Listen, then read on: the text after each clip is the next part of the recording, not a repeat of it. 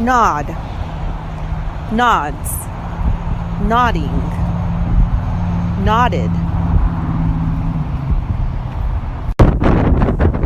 clamped,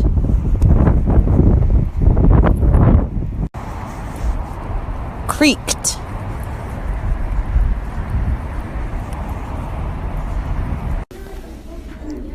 solve.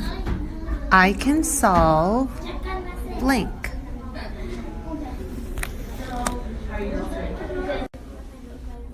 Mountain lion.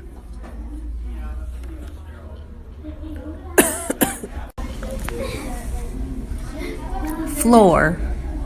Fourth floor, third floor, second floor, first floor. Blank is on the blank floor.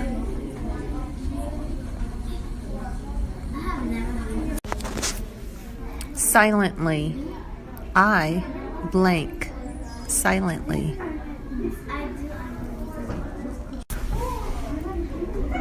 Newspaper. You can read about blank in the newspaper.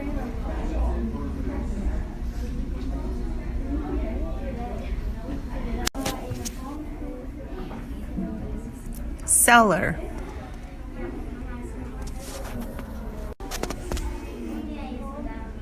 Attic.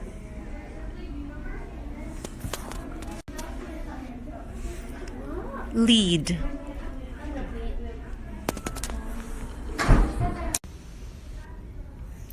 The House at the Edge of the Woods by Laura Anderson. Illustrated by Nathan Hale.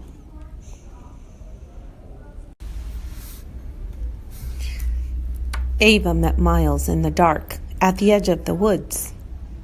"Do you see it?" Miles pointed at a house through the trees. "There's a shadow in the window upstairs. See? It moved."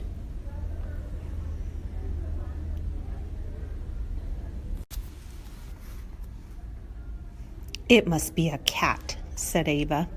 "Cats love old houses." "It's bigger than a cat," said Miles. Ava shrugged. "Oh, maybe it's a mountain lion." "Very funny," Miles said.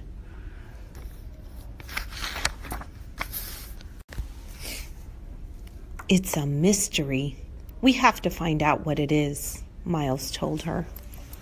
"And get eaten by a mountain lion?" said Ava, smiling. "Not me." She turned to go back home. "Tomorrow night," Miles called after her. Ava sighed. One thing she knew about her best friend, he wouldn't give up until he had an answer. At school the next day, Miles grabbed Ava's arm.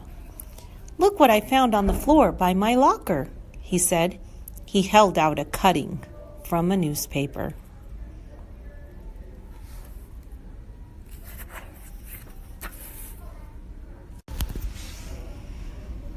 The paper told the story of the man who had built the house at the edge of the woods. He had disappeared 50 years ago. Ava started to read it out loud. "Shh," said Miles. "Andrew is watching us. I think he saw me pick this up." Sure enough, Andrew Miller was looking their way. Andrew was a new kid. He seemed nice enough, but Ava and Miles didn't know him well. Why was he staring at them? Ava read the rest of the paper silently.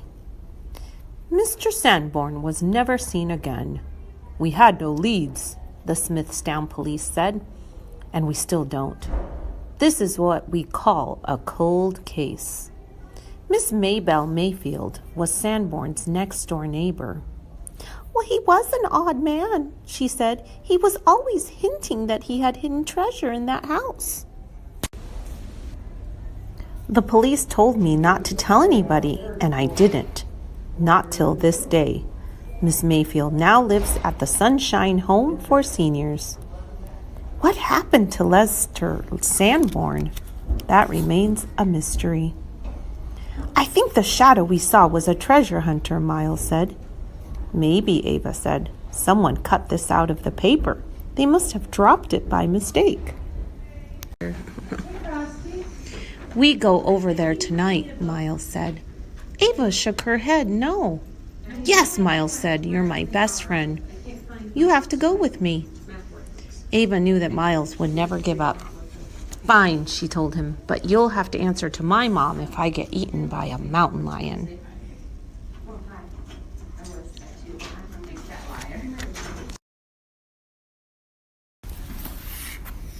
Ava met Miles at the edge of the woods again.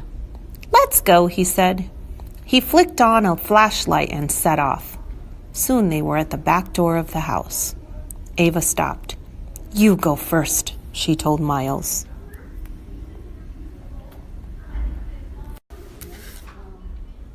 Miles pushed on the door and it swung open. Ava was looking over her shoulder and ran into his back. Ouch, he hissed. Sorry, said Ava. Her voice echoed in the hallway. A bat fluttered from a dark corner and disappeared out the door. Miles pointed the flashlight up the stairs. Do we have to go up there? Asked Ava. Miles already had a foot on the first. Miles pushed on the door and it swung open. Ava was looking over her shoulder and ran into his back. Ouch, he hissed.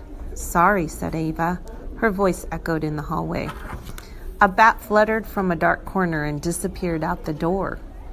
Miles pointed the flashlight up the stairs. Do we have to go up there? Asked Ava. Miles already had a foot on the first.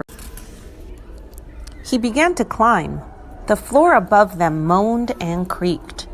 Ava stayed close behind Miles, step by step to the top. She told herself not to grab his shirt. Then they heard a crash. Ava turned to run, but the stairs were tucked in darkness. She couldn't see to the bottom. She turned back and reached for Miles, but he wasn't there. Miles was already in front of a door. His hand was on the doorknob. Ava wanted to scream, "Stop!" but fear clamped her mouth shut. She ran and got to Miles just as he pushed the door open. The room was dark, and there was someone in there. They could see a dark form in the middle of the room. Ava hoped Miles would turn and run. He didn't. He pointed his flashlight at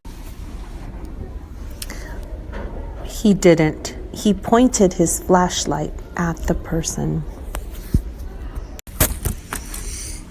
Ava stared. Then she marched over and yanked off the hood that hid the person's face.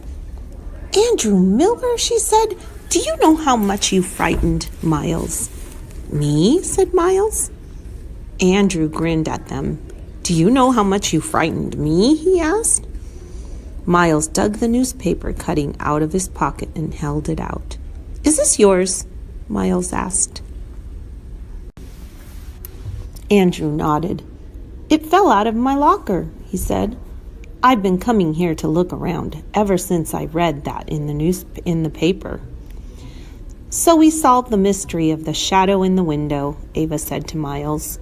"It was Andrew. Now we know. Let's go home." "But what about the treasure?" Miles asked. Andrew grinned. "I already looked in this room and on the first floor," he said. "Do you think he left some clues in the attic? Or maybe the cellar?" Miles looked at the newspaper again. "Come on, you guys. We have to find out," he said. Ava rolled her eyes. "Here we go again," she groaned.